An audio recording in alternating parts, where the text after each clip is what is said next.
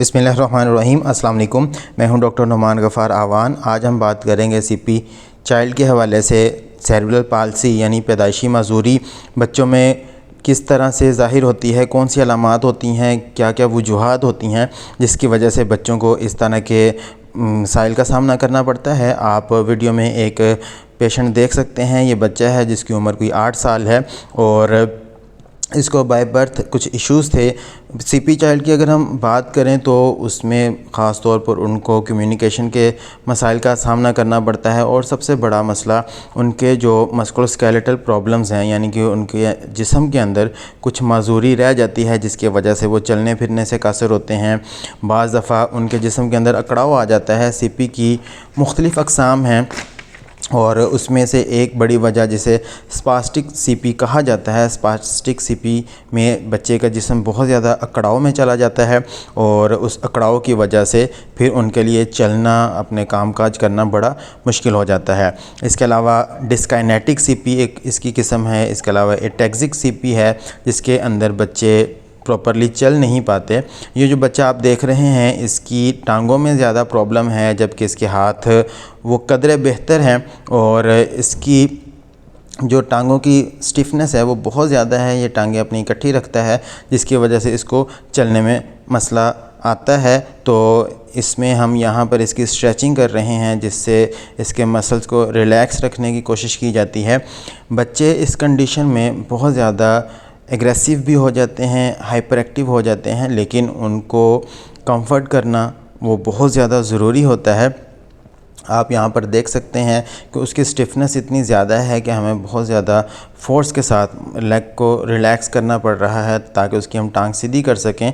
और जब ये हमारे पास आया था तो इसकी स्टिफनेस इतनी ज़्यादा थी कि हम फुल ताकत से भी टांग सीधी नहीं कर पा रहे थे। लेकिन कुछ सेशंस के बाद उसकी मसल कुछ रिलैक्स हुए और जब मसल रिलैक्स हुए तो फिर हमने इसकी टांग को सीधी करके इसके ऊपर कुछ मेहनत की और इसके पाँव भी आप देख सकते हैं कि वो भी नीचे की तरफ हैं, तो साथ में पाँव को बेहतर करते हैं। तो इस तरह की कंडीशन में जब मसल्स बेहतर हो जाते हैं तो हम उसको फिर मुख्तलिफ़ एक्टिविटीज़ करवा कर चलाने की कोशिश करते हैं और इसमें चलाने के लिए भी हमारे पास मुख्तलिफ़ तरह की डिवाइसेस मौजूद हैं जिसे स्प्लिंट्स कहा जाता है। तो स्प्लिंटिंग करने से जो प्रॉब्लम्स हैं वो काफ़ी हद तक बेहतर हो जाते हैं। चलने के हवाले से उसमें काफ़ी आसानी आ जाती है। रेगुलर बेसिस पर फ़िज़ियोथेरेपी करवाई जाती है जिससे जो इस तरह पट्ठों का बहुत ज़्यादा अकड़ाव होता है वो कवर हो जाता है।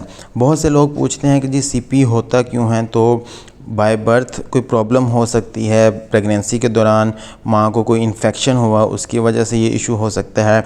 बहुत से जेनेटिक प्रॉब्लम्स होते हैं उसकी वजह से भी ये इशू आता है। इसके अलावा छोटे बच्चों को बाज़ दफ़ा लोग बहुत तेज़ी से झटका देते हैं या हिलाते हैं तो उसकी वजह से भी उनको दिमाग में कोई मसला हो सकता है जिसे हम शेकन बेबी सिंड्रोम का नाम देते हैं। इसके अलावा प्रीमेच्योर बर्थ एक इशू हो सकता है। इसके साथ साथ कज़न मैरिजेज़ के अंदर इस तरह के हमें प्रॉब्लम्स देखने को मिलते हैं और एक बड़ी वजह बाज़ दफ़ा बच्चे गिर जाते हैं बचपन में और उनको दिमाग के ऊपर कोई चोट लग जाती है।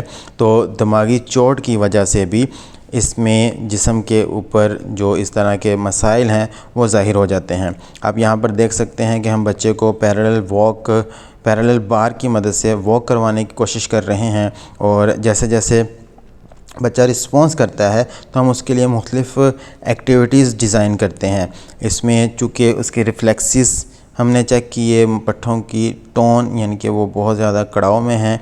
कुछ कंडीशन ऐसी होती हैं जिसमें बच्चे के जो पट्ठे हैं वो बहुत ज़्यादा नरम हो जाते हैं जिसे हम फ्लैसिड कहते हैं। तो उसमें वो अपनी गर्दन को भी नहीं होल्ड कर पाता और बहुत से और दीगर मसाइल का सामना भी करना पड़ता है। हम फिजियो बॉल के साथ है बच्चे के बैलेंस को बेहतर करने की कोशिश करते हैं और ये बच्चा काफ़ी हद तक बात समझ लेता है, रिस्पॉन्स करता है, लेकिन उसके मसल्स की कंडीशन इस तरह की है कि वो अपने आप को बैलेंस नहीं कर पाता।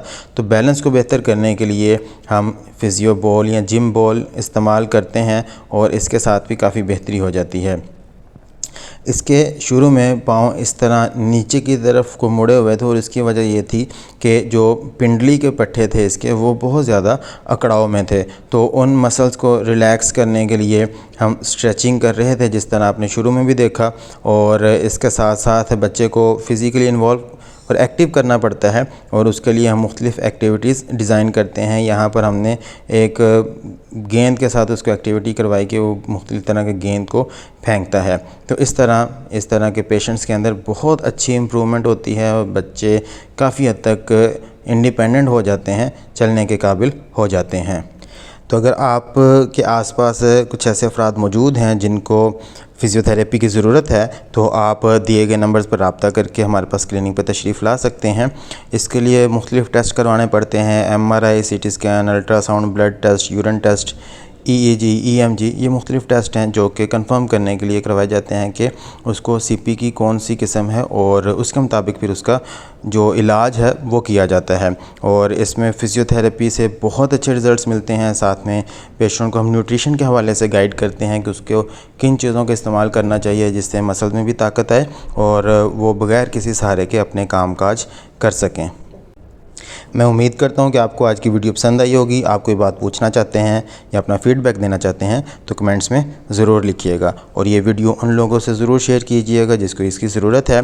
अपना और अपने प्यारों का बहुत सारा ख्याल रखिए, दुआओं में याद रखिएगा। अल्लाह हाफ़िज़।